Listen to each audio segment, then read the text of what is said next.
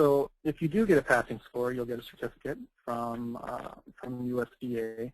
The way the audits, like we explained earlier, they come into our office, we review them, and then send them on to Washington, D.C., where the certificates are generated. So you get a certificate that looks like this. Depending on the scopes of your audit, it may look a little bit different. It'll be specific to the scopes completed. This is a screenshot of our website.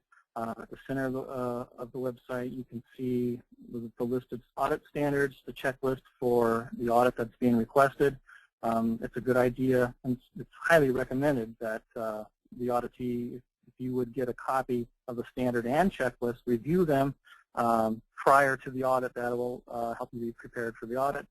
The website also, at the bottom there, you can see it lists the commodities by state and by commodity. These are the participating companies that have passed it.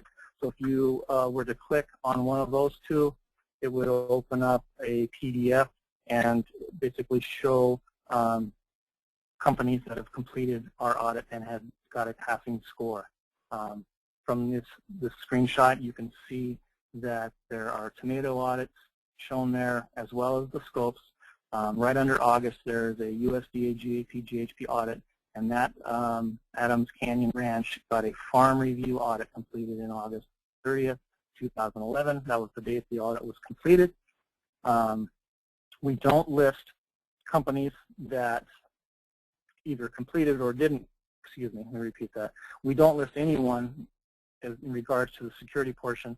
We put their name on there, but nobody can go on this website and see that they either did or did not complete the security portion. Let's go on here. All of our auditors have completed a baseline training. Essentially, we have some ISO training and just general auditor requirements that they have to complete prior to becoming an auditor.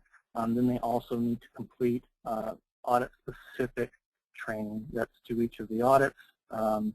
Each auditor needs to perform a minimum of 3 audits before they can become an official auditor. They're supervised on each of those audits, and then they need to be evaluated on each 2 of those 3, as well as doing a regular evaluation from program management annually. Sorry, I'm trying to be faster. Here is some contact information. I'm not sure from which states everyone's from here that's on here, but everybody has this as a handout, Todd, just so you know, okay, that they have it on the website, so you don't have to give them time to write it. Okay, excellent. My phone number was the second to last, so if anybody has any questions, please don't hesitate to call me.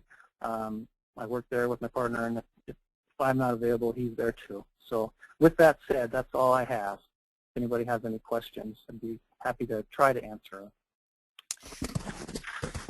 them. Yes, Todd, this is Melissa. We do have a few. We have a couple minutes left available. First off, I know this was addressed in the beginning, but Patricia asked, could you confirm, for small growers who sell direct at the farmers market or on farm, I see, are they required to have an audit? Could you just clarify that? Yeah, currently no one is required to have an audit. If you're, most of the people that have audits, they're having them because the company that is buying from them, whether it's a restaurant chain or whoever, they are requiring it. No one is required by current regulations to have an audit. Good. Okay, thank you. Alicia asks, did you say $92 an hour for you guys to perform an audit? That is what is in our federal schedule. Some of our states do have some different charges, so check with the individual state if you're getting that from them.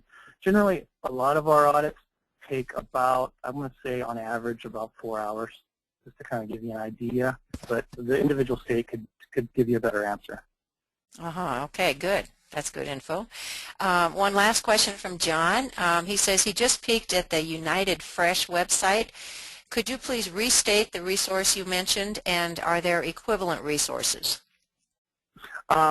Yes, you can go to our USDA GAP-GHP website, and it'll have a link there to the to the United Fresh website, which it'll take you right to that page. Some of these websites are hard to navigate, so that could get you to that resource. I mentioned the Food Safety on the Farm, the tool to help you develop a food safety plan. Also, another good resource is the eCornell website, which I saw it mentioned in the presentation early on. So I don't think I need to. I don't know the exact website. I can get that if anybody needs that. Okay, wonderful. Well, thank you very much, John. Okay, I'll turn this over to Colette. Okay, great. Thank you very much. I appreciate your presentation. And now we're going to go take a look at what's coming up. So the remainder of this week, tonight, there will be a webinar survey that's going to come right after the webinar. Please take the time to complete that. Tomorrow, the recorded webinar will be posted on the course website and with links to YouTube for those of you who need it. The discussion forum, you'll see topic threads in your discussion forum. Todd did a great job about talking about traceability. One of your assignments is to watch a recorded webinar on eOrganic about traceability, and then to go ahead and sketch out a mock recall for one of your products, and so that one step forward, one step back, and then to post on the website some of the ahas that came from doing that process, or perhaps some of the questions that you have regarding doing that process. On Friday, get the registration for Week 9 webinar, which is our final webinar. And on Week 9, we're going to be hearing from a number of Planning for Profit 2 participants about what you are doing. So if you want to share, please email Cinda. She did send an email out to everyone last week, and she's gotten at least a few responses. And we are really excited to see what difference this course made for you and what your plans are. So again, thank you very much to our presenters, Karen, Todd, and Diane. It's been a great webinar tonight. We enjoyed having you and appreciate your time and expertise. And we will see our course participants in the discussion forum website starting tomorrow. Thank you and have a great night.